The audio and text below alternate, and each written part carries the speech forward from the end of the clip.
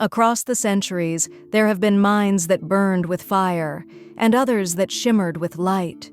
Some fought with words, some with swords, and some with visions. These are the voices beyond time, souls who heard something greater and gave it form. And tonight, we listen to one who turned heaven into music. They say I was born in the valley of the Rhine, in a time when silence ruled the lives of women. But even as a child, I could see what others could not. Not with my eyes, but with something deeper, the soul's sight. Flashes of light would fill my mind, and within that light I saw truth. Not the truth of men, written in law or creed, but the living truth, flowing, breathing, radiant. At first I thought it was illness. They told me to be still, to pray quietly, to ignore the visions.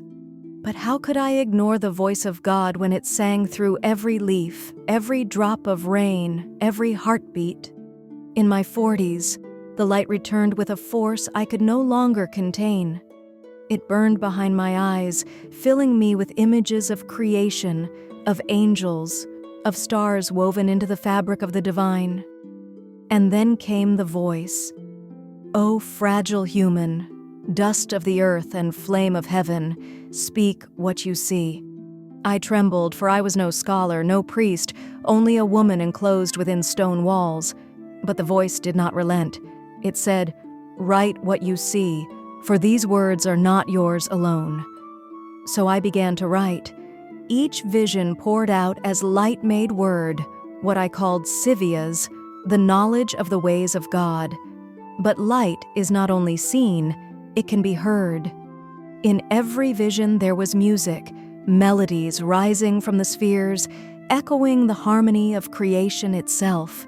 And so I composed songs not of courtly love, but of divine fire, of the soul's ascent. My sisters sang them within the abbey walls, their voices blending like wind through glass. We were no longer bound by silence. We were instruments of the infinite.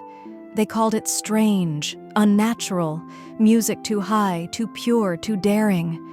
But I knew, if the Creator's beauty fills the world, why should our songs not reach for it? Yet even as I wrote of heaven, I was not blind to earth. I saw the corruption of the church, the hunger for gold over grace, and I spoke against it, in letters to bishops, to emperors, even to the Pope himself. I told them, the soul of humanity is sick because it has forgotten its harmony with God. Some listened, some condemned, but I was not afraid, for when one speaks from the light, no shadow can silence it. They say I was a mystic, but I was also a physician. To me, the body and the spirit were two strings of the same instrument. When one fell out of tune, the other wept. I studied the herbs that grew around our convent: sage for the heart, rose for the spirit, lavender for peace. I wrote of the humors of the body and the melodies of the soul. Healing, I learned, was not only of flesh, but of balance. All things, earth, air, fire, water, were music in motion, and to heal was to help them sing again. As I grew older, the visions did not fade. They grew deeper, clearer, until the veil between worlds was as thin as breath. When they asked what I saw, I said, I see the living light, neither of earth nor of heaven, but of the one who is both. I was not made of fire or fury, I was made of song, and through that song I saw God in everything. Centuries have passed, but the music remains. The light remains, because what was divine in me was never mine to keep. It belongs to all who seek beauty, to all who listen, to all who dare to see the sacred in the ordinary.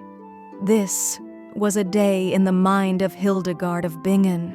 If her vision inspired you, if her song still echoes in your heart, please like this video and subscribe to Voices Beyond Time for more cinematic journeys into the minds that shaped eternity. And tell us, whose voice should we hear next?